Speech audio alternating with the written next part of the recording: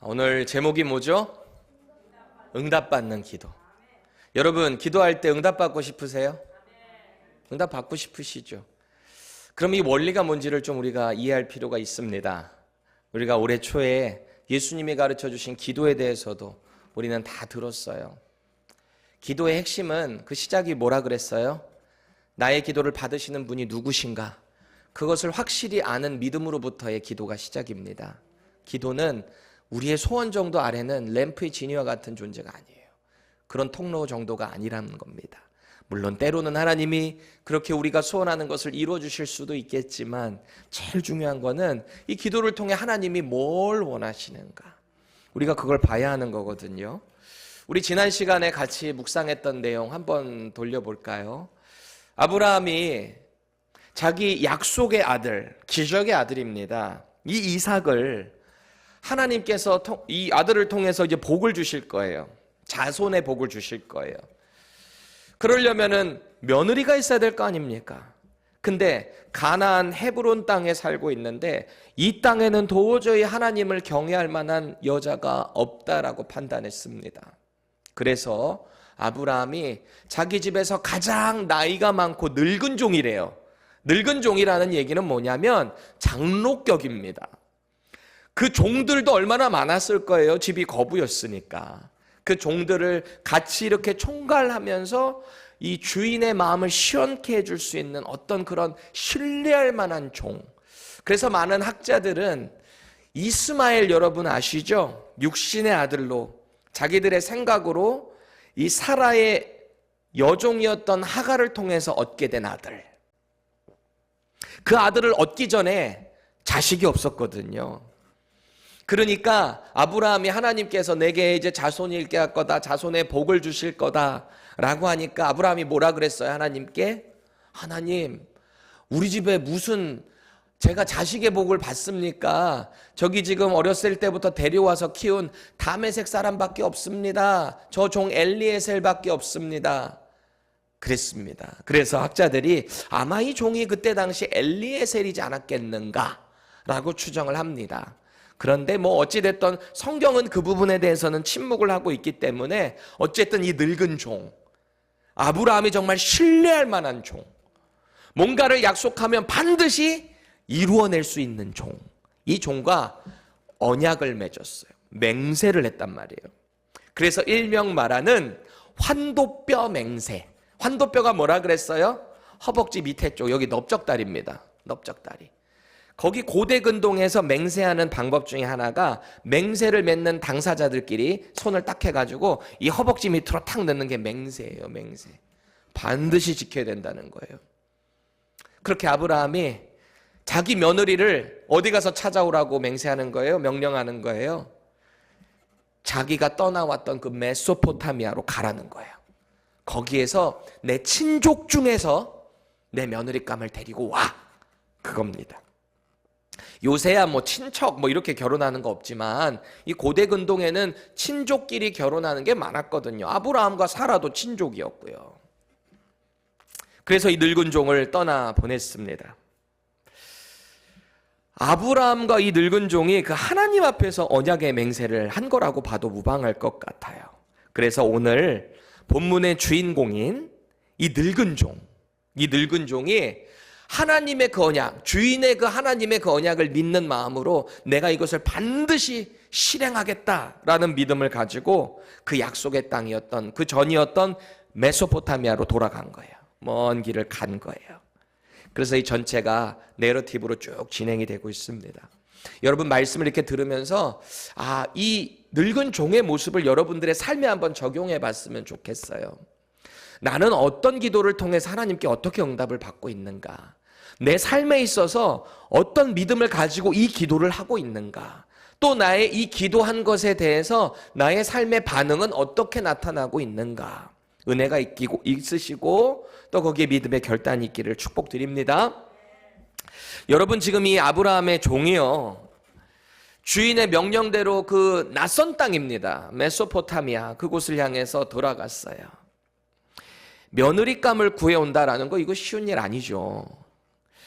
막말로 신랑감을 데리고 가서 보여주고 이 신랑을 맞이하시는 게 어떻겠습니까 하는 게 사실 더 설득력이 있겠죠.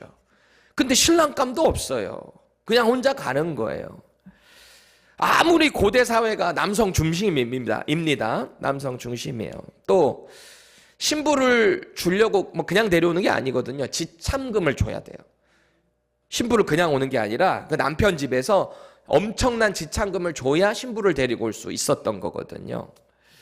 근데 아무리 많이 준다고 한들 그 딸의 부모님 입장에서 딸을 내준다는 거 쉽지 않죠.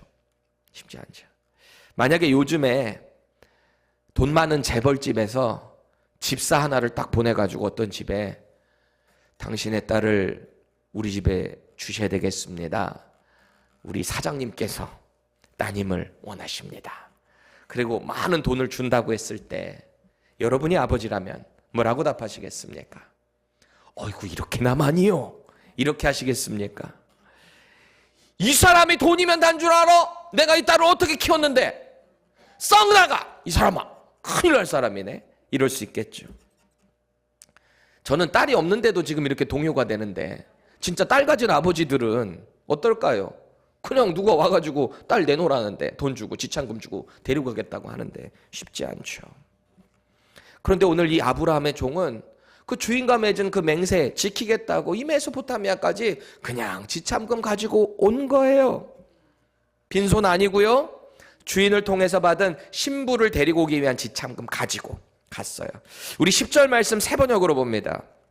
그 종은 주인의 낙타 가운데서 10마리를 풀어서 주인이 준 온갖 좋은 선물을 낙타에 싣고 길을 떠나서 아람 나하라임을 거쳐서 나홀이 사는 성에 이르렀다. 아멘.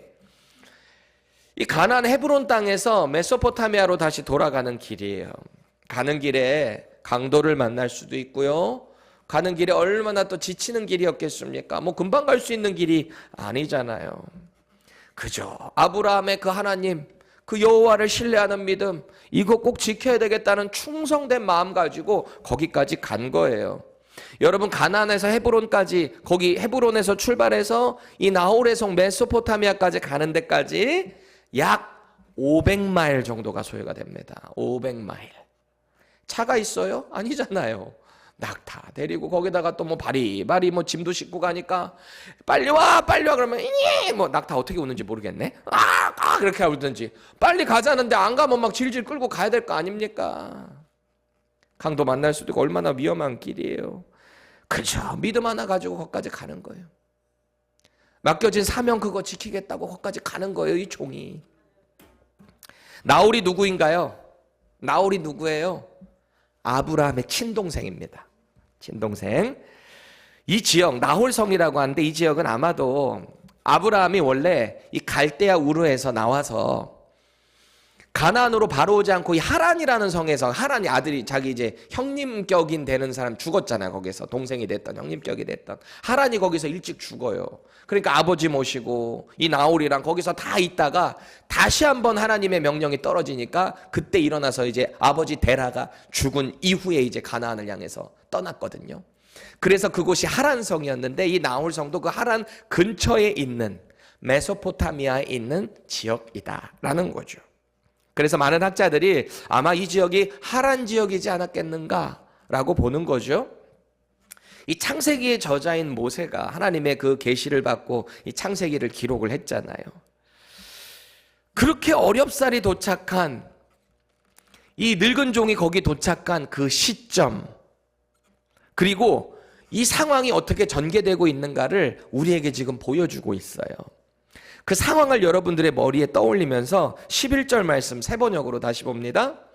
그는 낙타를 성 바깥에 있는 우물 곁에서 쉬게 하였다.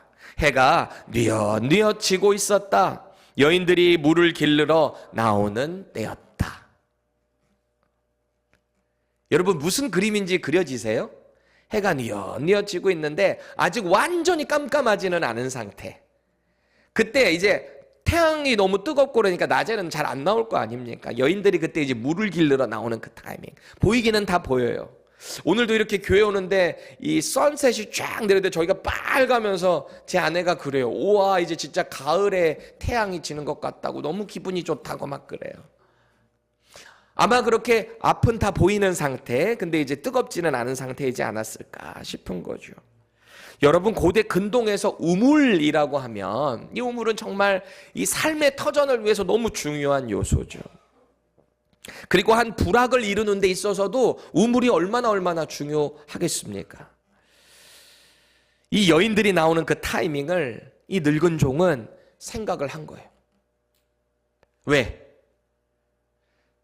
그때 나오는 여인들을 바라볼 때 거기서 이제 신부감을 찾으려고 전략적으로 그곳에서 기다리고 있었다라는 거예요. 이 종이 그 타이밍을 딱 잡고 우물가에 자기 이제 낙타들을 좀 꿇게 하고 쉬게 하고 말이죠. 그때 이 종이 뭐 하고 있었을까요? 언제 오나 그냥 기다리고만 있었을까요? 12절 보세요. 새 번역입니다. 그는 기도하였다. 주님, 나의 주인 아브라함을 보살펴 주신 하나님, 오늘 일이 잘 되게 하여 주십시오. 나의 주인 아브라함에게 은총을 베풀어 주십시오. 거기서 기다리면서 하나님께 기도를 하고 있었대요. 이 종은 그동안 주인 아브라함이 믿어왔던 그 하나님을 떠올렸을 겁니다. 그러니까 주인의 하나님, 주인의 여호와 하나님 이렇게 부르고 있었을 거 아니에요. 간접적이나마 그 하나님이 어떤 존재임을 이 늙은 종은 잘 알고 있었어요. 생각해 보세요. 오랜 시간 동안 그 집 주인을 섬겼을 거 아닙니까? 동시에 그 집이 섬겼다는 얘기는 그 집에 있는 모든 하인들도 주인이 믿는 그 여호와 하나님을 같이 따랐다는 거거든요. 왜냐하면은 아브라함의 신앙 교육도 같이 했을 거거든요. 분명히 했을 겁니다. 그러니까 318명의 그 군사들을 데리고 가서 롯 뺏겼을 때 데리고 갔던 그 사람들에게 아마 신앙 교육도 같이 가지 않았겠습니까? 하나님의 사람, 언제나 영향력을 끼쳤던 사람이니까. 그리고 아마 결정적이었던 사건은 그렇게 집에 가져지지 않았던 약속의 아들 이삭을 여주인 사라가 딱 잉태하는 걸 보고, 그리고 주인이 그 아이를 안고 하나님께 영광 돌리고 그 삶이 완전히 변하는 걸 보고, 와, 저 주인의 하나님 진짜시구나. 그걸 아마 이 종도 믿었을 겁니다. 가장 결정적이었던 건 이걸 거예요. 그렇게 주실 땐 언제고 하나님이 번제로 바치래요. 그것도 아마 다 옆에서 알았을 것 같아요. 하나님께서 그를 다시 살리실 것을 믿고 다시 예배하고 돌아오는 그 아브라함의 모습을 바라보며 많은 신앙 교육을 받았지 않았겠습니까? 이게 제자 훈련이죠. 삶의 모습을 통해 하나님이 누군지 알았을 겁니다. 그래서 오늘 이 종은요, 정말 먼 길 왔잖아요. 막막해요. 아는 사람 없어요. 근데 그 맹세 하나 딱 바라보고 믿으며 이제는 하나님의 일하심을 기도하고 있는 거예요. 이게 저와 여러분들의 인생 가운데 언제나 있기를 바랍니다.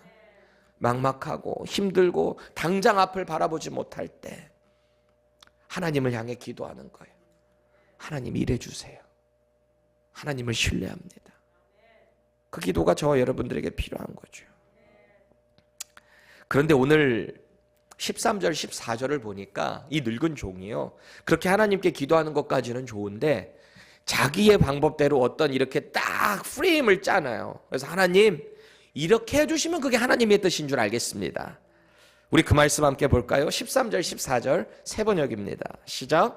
제가 여기 우물 곁에 서 있다가 마을 사람의 딸들이 물을 기르러 나오면 제가 그 가운데서 한 소녀에게 물동이를 기울여서 물을 한 모금 마실 수 있게 하여 달라 하겠습니다. 그때 소녀가 드십시오. 낙타들에게도 제가 물을 주겠습니다. 하고 말하면 그가 바로 주님께서 주님의 종 이삭의 아내로 정하신 여인인 줄로 알겠습니다. 이것으로써 주님께서 저의 주인에게 은총을 베푸신 줄을 알겠습니다. 아멘. 여러분, 우리도 종종 이렇게 기도할 때 있죠. 하나님, 제가 지금 이 일을 간절히 바라고 있는데요, 하나님께서 이렇게 나에게 뭔가 사인을 보여주신다면 그게 하나님의 뜻인 줄 알겠습니다. 뭐 이런 경우도 있을 거예요. 하나님, 이번에 제 집 남편이 이렇게 아픈데 의사의 손을 통해서 의사가 완전히 나았습니다라는 말을 내 귀에 딱 들리게 해주시면 나는 하나님 열심히 섬기겠다는 사인으로 알겠습니다. 혹은 뭐 하나님 제가 지금 이 직장을 계속 다녀야 될지 말아야 될지 모르겠는데 오늘 사장님을 통해서 제게 당신은 너무 귀한 존재야 라고 말을 해주신다면, 듣게 해주신다면 이 회사에 남으라는 사인인 줄 알겠습니다. 뭐 그럴 수도 있겠고, 하나님 제가 이 학교를 입학을 해야 되는데 누군가를 통해 자연스럽게 연결돼야 한다면, 제가 돈이 없는데 이 돈이 자연스럽게 누구를 통해서 내게 주어진다면 하나님의 뜻인 줄 알겠습니다. 하나님 제가 저 자매를 너무너무 좋아하는데 저 자매 입술에서 나도 네가 좋아 라고 한다면 하나님의 뜻으로 알겠습니다. 각자가 소원하는 여러 가지 그 기도 제목, 뭐 형제한테도 그럴 수 있잖아요.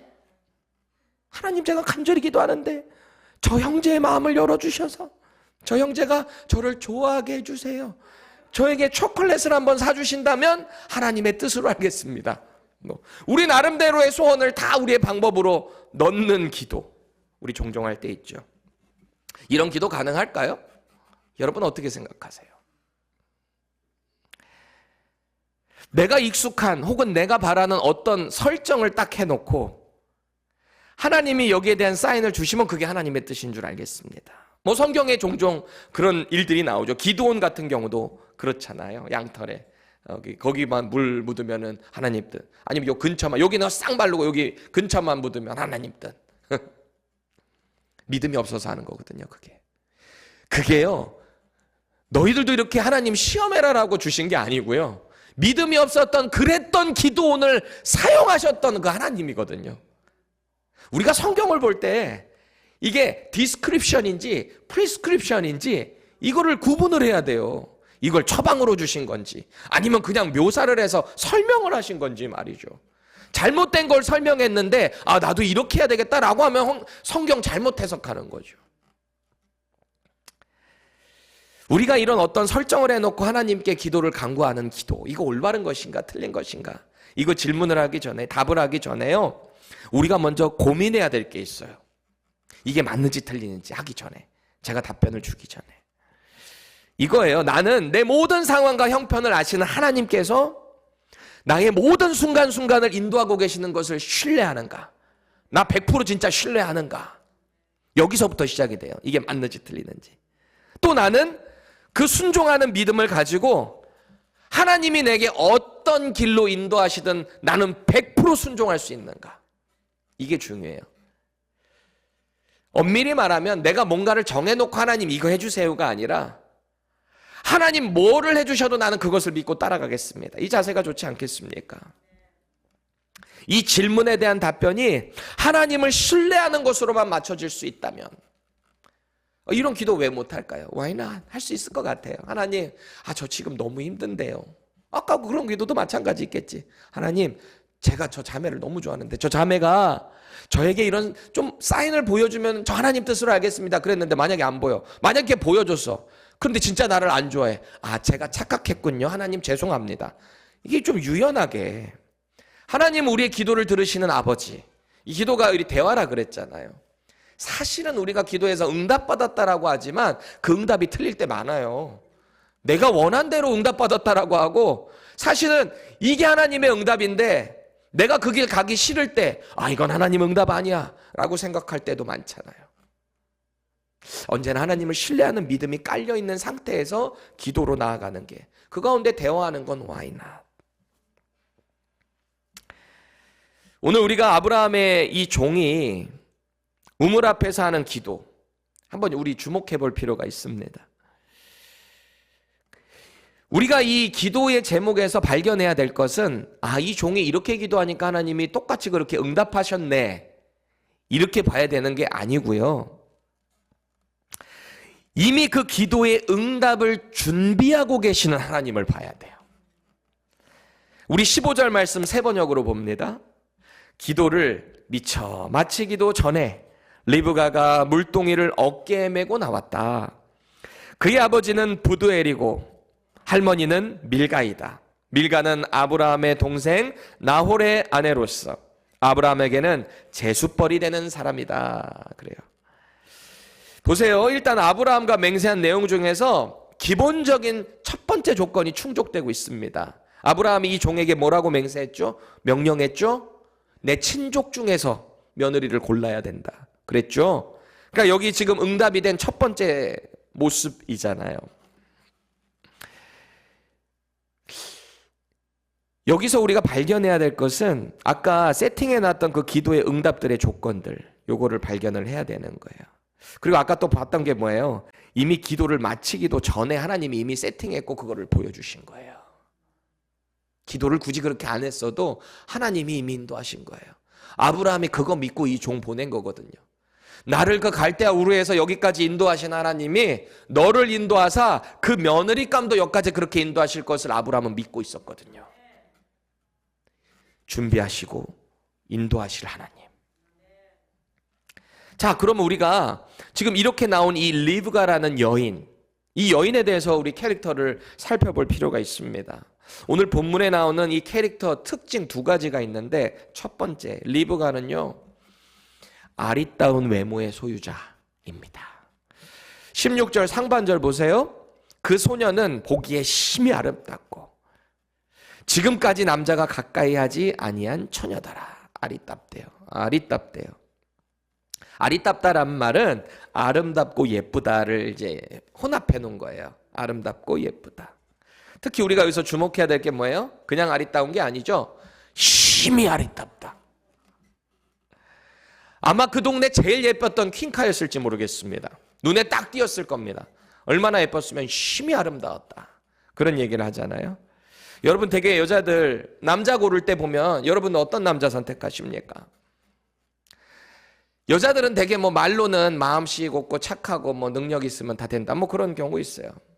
물론 어떤 자매들은 키 크고 잘생기고 이렇게 말을 하기도 하고, 어떤 자매는 저 그런 거 필요 없어요. 그냥 니트가 잘 어울리는 남자가 좋아요. 니트가 잘 어울리려면 일단 어깨 넓어야죠. 잘 어울리려면 키가 커야죠. 이게 머리통도 크면은 니트가 안 어울려요. 그러니까 머리도 작고 얼굴도 작고 이게 여러 가지가 다 포함되어 있는 얍삽이 전법입니다. 여러 가지 다 넣어놓고 그냥 자기 심플한 척 말하는 거죠. 반면 남자들은 어떨까요? 남자들은 어때요? 되게 여자 소개시켜준다 그러면 첫 번째 질문이 뭘까요? 예뻐? 그럽니다. 그리고 누가 여자친구가 생겼대요. 그러면 뭐라고 물어봐요, 친구가? 예뻐? 라고 물어봅니다. 예뻐? 이거 다 물어봐요. 저만 해도 우리 병건이 선생님 이번에 딱 새로 선생님 딱 들어갔을 때 제가 뭐라고 물어봤을까요? 여자 선생님이라고 그래요. 예뻐? 물어봤습니다, 저도. 그러니까 우리 병건이가 처음에는 그냥 뭐 선생님이 여자 선생님이야 막 이렇게 얘기를 하는 거예요. 근데 얼마 전에 제가 물어봤어요. 선생님 예뻐? 그랬더니 예뻐? 이래요. 너 원래 처음에는 안 예쁘다 그랬잖아. 별로 그냥 그렇다 그랬잖아. 그러니까 뭐라 그랬어? 병건이가 뭐라 그랬지? 계속 보다 보니까 괜찮은 것 같아. 그러니까 정이 통하니까 괜찮은 것 같아. 그래요. 그러니까 저는 그걸 보면서 이게 진짜 맞구나. 결혼을 하게 되잖아요. 배우자의 외모가 3년을 안 넘어가요. 아무리 예쁘고 아무리 잘생긴 남자 만나서 결혼해도 3년 지나고 나면 그거 아무짝에도 소용없다. 그거 안 본다니까요. 외모 안 본다니까요. 그래서 제가 우리 교회 청년들한테 맨날 그 얘기 하잖아요. 외모 보고 결혼하는 거 아니라고. 그거 얼마 안 간다고. 3년 안 간다고. 그러니까 예전에 우리 교회에 있던 어떤 형제 하나가 지금 한국으로 갔는데 저한테 뭐라 그러냐면, 목사님 근데 그 외모도 없으면 결혼이 1년도 못 갈 수 있습니다. 웃으면서. 그래도 우리 형제자매들이요, 정말 여러분들에게 준비하신 하나님의 그 짝을 찾기 위해 기도도 필요한데 정말 마음씨를 잘 봐야 돼요. 마음씨, 믿음의 마음씨. 근데 하나님께서 어쨌든 이 리브가의 심히 아름다운 외모를 허락하셨다. 제가 이 말하기는 그렇지만 저도 사실은 뭐 외모 기도 안 했거든요, 배우자. 근데 하나님께서 보너스로 제 아내에게 외모까지 이렇게 주셨다라고 하는 유명한 이야기입니다. 자, 두 번째, 어떤 리브가의 특징이 있는가? 아름다운 마음씨를 소유했어요. 이게 중요한 거예요. 아름다운 마음씨. 리브가가 우물에 왜 왔겠어요? 지금 우물가 여기 왜 왔어요? 리브가 다른 여인들과 마찬가지로 물 들어왔어요. 집안일 돕기 위해서 온 거예요. 여인들이 그 일을 맡아서 했거든요. 그렇게 그녀는 물동이에 물을 가득 채워서 올라오고 있었다는 거. 이제 집으로 가야 되는 길이었겠죠. 그런데 17절 세 번역 보세요. 그 종이 그 리브가를 보고 달려나가서 그 소녀를 마주보고 말하였다. 이 물동이에 든 물을 좀 마시게 해주시오. 이렇게 말을 합니다. 여러분 리브가라면 어떻게 하실래요? 어떻게 하실래요? 네, 나그네님, 제가 이거 지금 힘들게 떴거든요. 여기 근육팔 이렇게 몇 번 해가지고 힘들게 다 채웠는데 달라고 하니까 드려야죠. 자, 드세요. 이렇게 주실래요? 아니면은 그냥 아예 그냥 딱 대놓고 제가 바빠요. 지금 가야 돼요. 죄송해요. 죄송해요. 이러고 가실래요? 어떻게 하실래요? 이게 또 순간적으로 쉽지 않아요. 왜냐하면 내가 지금 힘들게 해서 했는데 물 달라고 하는 거잖아요. 또 낯선 사람이잖아요. 타지에서 왔고 어떤 사람인지도 모르고 아마 속으로 이랬을지도 몰라. 자기는 손이 없어 발이 없어. 자기가 가서 떠먹지. 나 지금 힘들게 떠갖고 왔는데. 그럴 수도 있잖아요. 이게 진짜 그렇다니까 현실적으로. 지금 우리가 성경에 리브가가 이렇게 착하게 줬으니까 우리가 그럴 수 있구나 당연하게 생각하지만 여러분들의 저의 상황이었다면 다를 수 있다니까요. 리브가는 근데 그렇지 않아요. 그녀의 마음씨와 배려심이 그야말로 종이 기도했던 그 응답이 바로 앞에서 지금 이루어지고 있는 거예요. 본문을 묵상하다가 이 리브가가 액션한 그 동사들을 제가 주목을 해봤어요. 이거 어떻게 반응을 했는가. 18절 주여 마시소서. 주여 그래요. 우리 얼마 전에 이런 표현 봤었죠. 누가 그랬어요? 사라가 자기 남편에게 주여. 순종의 여인. 마치 아브라함의 죽은 아내 남편을 주라고 불렀던 그 여인처럼 겸손하고 순종적인 모습이 이 리브가에게 있었다라는 겁니다. 18절 보세요. 급히 계속해서 급히 그 물동이를 손에 내려 마시게 하고 여기서 우리가 봐야 될 게 뭐예요? 표현이 급히 물 좀 마시게 할 수 있습니까? 급히 내려서 물을 마시겠다는 거. 한치의 망설임 없이 상대를 배려하고 착한 마음씨의 소유자. 그리고 이 종이 기도했던 그 내용이 응답되는 모습을 보는데 어떻게 해요? 낙타들에게도 물을 마시게 하겠다라고 먼저 말을 합니다. 진짜 이 종이 세팅해 놓은 기도의 응답들이 그대로 이루어지고 있는 거죠. 아주 감동적이에요. 20절 보세요. 급히 물동이의 물을 구유에 붓고, 이 구유가 이게 말 밥통 그런 거잖아요. 예수님이 여기 말 밥통에서 태어나신 거잖아요. 거기다가 물을 부어서 마시게 합니다. 그리고 또 어떻게 해요? 구유에 붓고 다시 기르려고 우물로 달려가서 모든 낙타를 위하여 깃는지라. 물을 다시 떠온 물 다 퍼주고 다시 우물로 달려갔대요. 이거를 몇 번 반복했을 거 아니에요. 왜 달려간 거예요? 다시 채워서 물 주려고. 여러분, 낙타가 이 사막에 살면서 장시간 물을 안 마셔도 되는 동물이거든요. 근데 한번 물을 마시기 시작하면 엄청난 양을 마셔야 됩니다. 지금 몇 마리 가지고 있어요? 10마리. 이 리브가가 그 낙타들 물 마시게 할 때 그거 쉬운 일이었을까요? 예를 들어서 한 마리당 10분씩 마신다고 했어도 거기 100분 동안 계속 날르고 먹이고 그렇게 했다는 겁니다. 낙타가 배불리 마시게 할 정도로 물을 마셨다. 얼마나 헌신이 필요했을까요? 얼마나 착한 마음씨였을까요? 그냥 한 마리 주고 만 게 아닐 거 아니에요. 다 먹였을 거 아니에요. 근데 오늘 본문에 보니까 그녀가 힘겨워하거나 짜증내거나 그런 반응이 없어요. 오히려 구유에 물을 붓고 다시 길르러 갔대요. 그만큼 리브가는 나그네를 섬기고 배려하는 일에 신이 났던 것 같아요. 얼마나 아리따운 마음씨입니까? 이런 자매 만나고 싶죠, 우리 형제들? 만날 수 있어요. 그런 리브가의 모습을 이 아브라함 종이 묵묵히 지켜보고 있어요. 아무 말하지 않고. 됐어요 이제 제가 할게요. 이럴 수도 있잖아요. 솔직히 좀 민망할 수도 있잖아요. 그렇게 뭐 종도 아니고 그렇게 계속 일하고 있는데 말이죠. 근데 쭉 지켜보고 있어요. 가만히 왜 그런 거죠? 하나님이 예비하신 짝인지 계속 확인하려고 계속 본 거예요. 아마 제 생각에는 이 종이 아마 아빠 미소를 띠면서 보고 있었을 것 같아요. 와, 드디어 만났구나. 그쵸? 이 여자다. 마음의 확신은 있는데도 그래도 꾸준히 신중하게 그 여인을 살펴보고 있었던 이 늙은 종의 모습이지 않았을까 싶습니다. 그렇게 마음의 확신이 들었을 때 이제 리브가에게 선물을 줘요. 가지고 온 선물 중에 일부를 주는데 22절, 23절은 더 생동감을 살려서 현대인 성경으로 보겠습니다. 시작.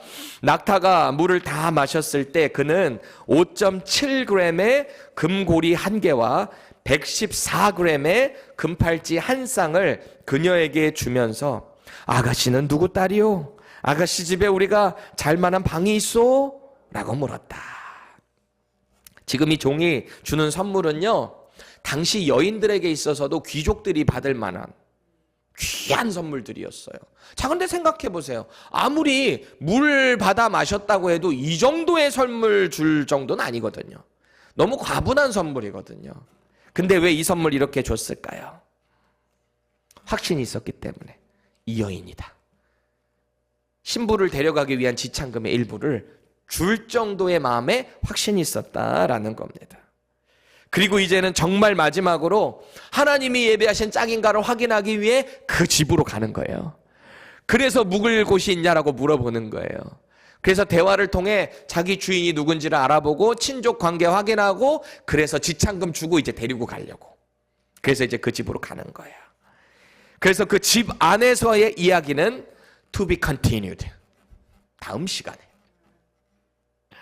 이게 전체 하나의 내러티브의 이야기. 얼마나 스릴도 있고 또 재밌고 또 얼마나 감동적인 이야기인지 모르겠습니다.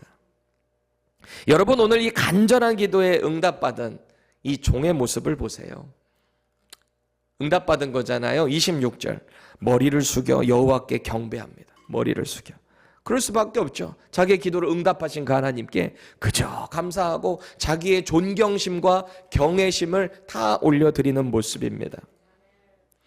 아마 이거는 주인의 하나님이어서가 아니고 자기의 기도에 응답하시고 자기의 주인에게 은총을 베풀어 주신 그 하나님께 진짜 감사한 마음으로 그는 하나님을 예배했을 겁니다. 감사했을 겁니다. 27절 새 번역 보세요. 그의 터져나오는 믿음의 고백이에요. 보세요.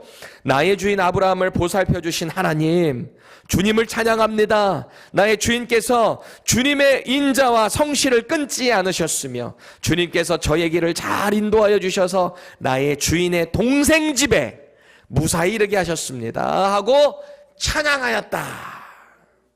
얼마나 감동적인 장면이에요.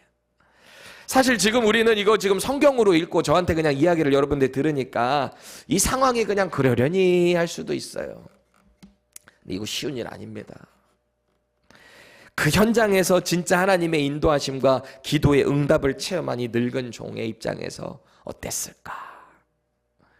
생각해 보세요. 당시에 뭐 GPS가 있어서 거기까지 쫙 직진으로 갈 수 있는 길도 아니고 차가 있는 것도 아니고 주인의 낙타 열필에 온갖 선물 바리바리 싸가지고 정해져 있지도 않은 그 종착지를 향해서 가는 이 종의 여정을 생각해 보세요.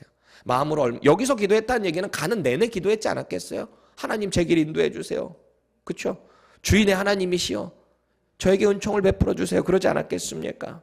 우물가에 연인들이 많이 올 때가 되니까 무작정 가서 거기서 이제 기다리고 있다가 마음속으로 계속 기도를 하고 있었던 거 아닙니까? 하나님 도와주세요. 인도해 주세요. 보여주세요. 드디어 동족을 만났어요. 뿐만 아니라 오늘 리브가의 그 캐릭터를 보세요. 자기가 세팅해놨던 그 응답의 조건들을 충족할 뿐만 아니라 이 종의 마음이 민망할 정도로 훌륭한 성품의 여인을 만나게 하셨다. 얼마나 감격적이고 놀라운 간증거리입니까? 저와 여러분들의 인생에도 이런 믿음의 간증들이 많이 나왔으면 좋겠어요. 하나님을 간절히 신뢰하고 그 가운데 하나님을 인도하심을 믿고 따르며 열심을 다했더니 하나님이 내게 이렇게 응답하셨다라는 조건들. 근데 우리가 여기서 이걸 기억해야 돼요. 이 간증의 조건들은 그저 내가 원한 대로만 이루어 주시는 하나님께 집중하면 안 돼요. 때로는 응답이 안 되는 기도들도 있어요. 근데 그 자체가 응답이에요. 나에게 필요하지 않으니까 하나님이 응답 안 해주시는 걸 거예요. 하나님의 뜻을 몰라서 잘못 구하는 기도일 거예요. 나의 육신에, 나의 생각에, 나의 그 잘못된 세상의 욕정으로 구하는 잘못된 기도이기 때문에 하나님이 응답 안 해주시는 경우가 많더라라는 겁니다. 내가 100% 하나님의 하나님을 신뢰하고 그 믿음을 갖고 있잖아요. 어떤 상황에서도 기도의 응답을 경험하게 되는 거예요. 하나님은 이 종의 응답 조건을 미처 아뢰기도 전에, 다 아뢰기도 전에 하나님이 응답해 주셨잖아요. 여기서 우리가 배워야 될 교훈이 뭘까요? 이 종이 다 기도 끝나기도 전에 하나님이 이미 그 기도를 이루어가고 계시거든요. 기도만 하면 하나님 무조건 이루신다. 이거를 받으셔야 할까요? 아까도 말씀드렸지만 하나님은 램프의 요정 지니가 아닙니다. 우리가 기도만 하면 다 그냥 내 뜻대로 이루어지는 게 아니에요. 기도의 핵심이 기도자가 기도를 받으시는 하나님의 뜻을 알고 그분의 뜻을 분별하는 것, 그게 기도예요. 때로는 내 믿음이 미성숙해서 하나님의 은혜로 신속히 들어주는 경우들도 있어요. 믿은 지 얼마 안 됐을 때. 그러니까 우리 고정자 자매님 같은 경우에 어제 예수님을 영접하셨으니까 간절한 소원을 지금 아뢰면 하나님이 들어주실 수도 있어요. 이건 팁이에요. 근데 믿음이 점점 자라면 자랄수록 더 인내하는 것을 하나님 훈련시킬 때가 있거든요. 그런데 내가 믿음이 없을 때 자꾸 하나님 이거 해주세요, 저거 해주세요, 이거 인도세요, 저 사람 저기로 보내고 저 사람 일리 데리고 와주세요, 막 이런 기도 우리가 할 수 있잖아요. 하나님께 때로는 이룰 수도 있겠지만 그 상태만 머물러 있으면 어느 순간부터는 믿음이 성장하지 않습니다. 하나님 왜 내 기도 안 들어주시지? 오히려 하나님 원망할 때도 있고 말이죠. 말씀과 기도를 통해서 자꾸 하나님의 뜻을 알아가야 돼요. 우리의 기도 제목을 응답될 수밖에 없는 제목으로 자꾸 바꾸어 가야 돼요. 하나님께 맡기는 거죠. 우리 매주 주일날 예배 끝나고 나면 여러분들 목장에서 말씀 나누고 기도 제목 나누시죠. 그거 월, 화, 수요일 이내로 다 목자들이 저에게 다 공유를 해주세요. 제가 그 기도 제목을 늘 보면서 기도를 하다가 한 지혜로운 기도 제목이다 싶은 거를 보게 됐어요. 당장 앞을 길을 알 수 없는 그 인생의 갈림길에서 이런 기도 제목을 내는 거예요. 어떤 길을 인도하시던 하나님의 뜻으로 알고 순종하게 해주세요. 이거 응답되지 않겠습니까? 이거 응답 안 될 수 있을까요? 어떤 길을 인도하시던 하나님의 뜻인 줄 알겠습니다. 하나님이 아마 마음이 시원하실 것 같아요. 생각지도 못한 복을 부어주실 거라고 저는 확신합니다. 여러분, 하나님을 떠난 남유다 백성들 한번 생각해 보세요. 하나님의 말씀이 그들 가운데 선포되어 회개하라고, 하나님께 돌아오라고, 거짓된 예배 이런 거 다 내려치우고 이제 바벨론이 쳐들어와서 공격하고 예루살렘 다 망한다고, 무너진다고, 포로로 끌려간다고 이사야 선지자가 그거 계속 외쳤잖아요. 이스라엘뿐만 아니라 온 열방들이 다 하나님을 떠난 것 가운데 심판받게 될 거라고 이사야 선지자가 그거 계속 외치면서 부르짖습니다. 결국 심판을 다 받게 되는데 그걸로 끝나는 게 아니라 이사야가 이런 말도 해요. 심판받고 무너지고 없어지는 게 아니라 하나님이 당신의 긍휼을 베푸실 타이밍이 올 텐데 그때가 되면 택함받은 하나님의 백성들이 하나님의 도우심을 구하게 될 때가 온다는 거예요. 이거 회복이잖아요. 그 때가 온대요. 이들은 심판 후에 있게 될, 완전한 하나님의 심판 후에 있게 될 새 하늘과 새 땅에서 완전한 회복을 경험하게 된답니다. 이런 자들도 마음에 소원하는 게 있을 수 있잖아요. 회복이 돼도 마음의 소원, 하나님께 소원하는 게 있을 수 있잖아요. 그럼 하나님은 그들에게 어떻게 응답하시는가? 이사야 65장 24절 같이 읽겠습니다. 시작. 그들이 부르기 전에 내가 응답하겠고 그들이 말을 마치기 전에 내가 들을 것이며. 믿으십니까? 우리가 하나님께 정말 속해 있고 하나님의 진정한 회복을 경험한 그 타이밍, 이거는 진짜 미래에 있을 그 일들인데요. 이미 우리는 이곳에서 하나님의 나라를 경험하고 있잖아요. 아직 완전한 새하늘과 새 땅은 오지 않았어요. 예수님이 재림에 오시는 그 이후에 있을 겁니다. 그런데 우리는 이미 이 땅에서 예수님과 함께함으로 하나님의 나라를 경험한다. 그렇게 믿음 가운데 하나님께 기도를 하면 어떻게 한다고 약속해요? 너희들이 바라는 바 미처 아뢰기도 전에 하나님이 응답하신다는 거잖아요. 하나님의 사람의 혜택인 거예요. 저와 여러분들의 기도가 정말 이런 기도로 바뀔 수 있기를 바랍니다. 오늘 하나님의 약속을 신뢰하는 가운데 신중하게 그 하나님의 뜻을 살피는 이 종을 보세요. 그의 모습을 보면서 우리가 도전받아야 될 게 있어요. 단순히 나의 소원 정도 아뢰는 게 아니라, 아니 이 종에게도 소원이 뭐 이거 말고 다른 거 있을 거 아닙니까? 저에게도 아브라함과 같은 그런 부를 누리게 해주세요. 종이 아니라 저도 주인이 되게 해주세요. 뭐 그런 기도 있을 수 있잖아요. 근데 이 종의 기도가 뭐예요? 주인의 그 맹세를 이룰 수 있게 끝까지 충성을 다하며 하나님의 인도하심을 바라는 이 종의 모습. 우리의 소원 정도가 아니라고요. 하나님의 뜻 가운데 하나님의 복이, 이 자손을 통한 복을 주시겠다고 약속하셨으니까 그게 이루어질 수 있는 통로로 쓰임을 받고 있는 거 아닙니까? 우리의 기도가 이렇게 자꾸 수준 있는 기도로 바뀌어야 돼요. 내가 믿음으로 순종하는 일에 하나님께서 분명히 준비하시고 인도하신다는 믿음이 필요해요. 이 일을 하나님이 기뻐하시기 때문에 충성을 나는 다한다라는 믿음이 필요해요. 우리에게 나아가서 기도의 응답과 감사의 감격이 넘치는 믿음 생활, 이게 저와 여러분들의 신앙생활이 될 수 있기를 축복드립니다.